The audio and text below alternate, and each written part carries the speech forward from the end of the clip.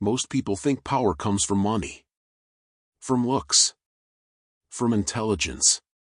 But they're wrong. Real power comes from control. And the ultimate control is when someone can't stop thinking about you, can't act without your validation, when their emotions are tied to your presence, and their mind is held hostage by your absence. This is the ruthless art of psychological addiction. And in this video, I'll show you the dark strategies used by cult leaders, elite manipulators, and psychological tacticians to make people obsessed and loyal. Not through love, not through kindness, but through unseen chains, made of chemicals, trauma loops, and intermittent validation. Let's begin. Addiction isn't just about heroin, alcohol, or gambling. You can become the drug. You can create the same chemical chaos in someone's brain. And once you do that, their logic is useless. The brain doesn't crave what's good for it. It craves what gives it dopamine, uncertainty, and emotional spikes. That's the foundation of psychological addiction. Intermittent reinforcement. If you understand this, you're already ahead of 99% of people. Let me explain something powerful. It's called the casino principle. Why do people keep pulling slot machines, even when they lose 90% of the time? Because the reward comes at random. 1 win out of 20 losses. And the brain releases more dopamine than if it won every time. It's the unpredictability that hooks the brain. The same thing applies to human connection. If your attention is consistent, people get bored. But if you pull back, then suddenly show interest again. You're no longer a person. You're a drug. Your attention becomes scarce, valuable, addictive, and their brain chases it like a rat hitting a dopamine lever. You've just trained them, and they don't even know it. One of the classic moves from cult recruiters and narcissistic manipulators. It starts with what's called a love bomb. You flood them with compliments, messages, validation, attention. You study what they crave: safety, admiration, emotional warmth. And then you give it to them in overdose. They feel understood. They feel seen. They let their guard down. Then, without warning, you pull away. You respond slower. You go cold. You say less. Now, they're confused. What happened? Did I mess up? That confusion? That withdrawal pain? That's the start of the addiction. They begin to crave the feeling you gave them. And they'll chase you to get it back. Now that emotions are involved, it's time for something deeper. The identity hijack. This is where you subtly alter how they see themselves. But only around you. Say things like, "You're different when you're with me. No one really sees the real you like I do. You're not like the others." These aren't compliments. They're code. You're rewriting their self-image, tying their identity to your perception. And when their sense of self depends on how you see them, you control their behavior. Now, they don't just want your attention. They want your approval to feel like themselves. You're no longer a person. You're a mirror, a dealer, a god. Scarcity and chaos, controlled unpredictability. Let's go deeper. People are terrified of chaos, but addicted to it. So you give them just enough unpredictability to keep them spinning. Don't always reply. Don't always agree. Let your mood shift subtly. But always leave a thread of hope. Let them think. Maybe they're just busy. Maybe if I try harder, things will be normal again. Maybe it's me.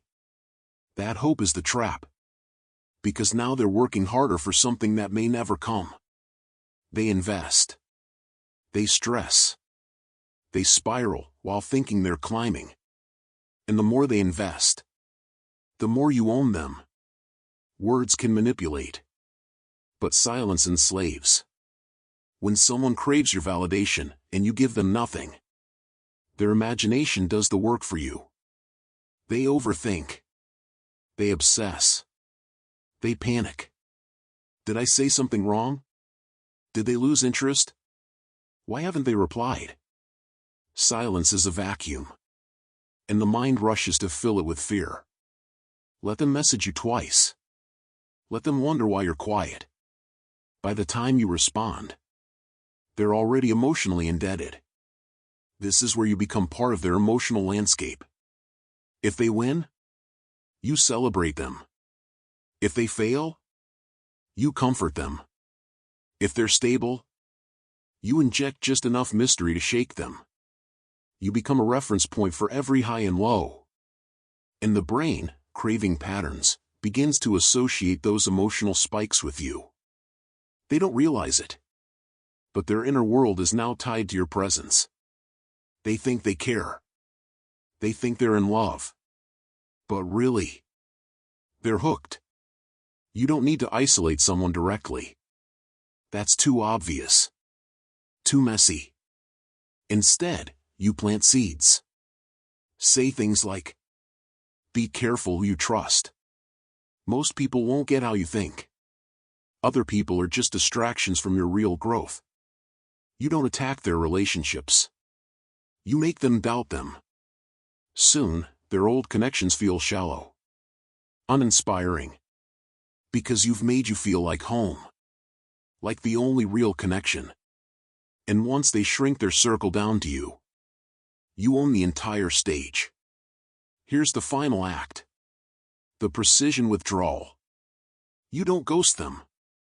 You don't cut them off. That would give them closure. You slow fade. Longer response times. Less emotion. Less interest. But just enough breadcrumbs to keep them alive.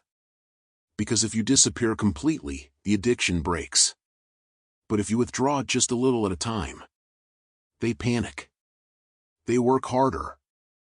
They chase the version of themselves they lost around you. They're not just addicted to you anymore. They're addicted to the mirror you once held up. You've created a psychological phantom limb. And it hurts when you're not there. Let's stop pretending. This isn't love. This isn't romance. This is psychological warfare. And it's used every day. By elite seducers. By cult leaders. By corporate brands. Why? Because humans are not logical creatures. They are emotional machines. And the one who controls emotion controls the person. If you want to be liked, be nice. If you want to be accepted, be agreeable. But if you want to be chased, obeyed, respected, become the addiction. Control their highs. Control their lows. Control the silence. And you'll find the most powerful chains in the world aren't made of metal. They're made of dopamine. You don't need to force anyone to stay. Just become the chaos they can't escape. And when they try to walk away, they'll realize something horrifying. They're not running from you. They're running from a version of themselves they can't find anywhere else. This isn't for everyone. Most people can't handle this level of control. Most people are meant to be ruled, not to rule. But if you want to understand the game, if you want to master human behavior at its core, if you want power not just in words, but in presence, then subscribe. This is the Ruthless, where we don't just teach psychology. We weaponize it. Because in this world, power isn't taken. It's engineered.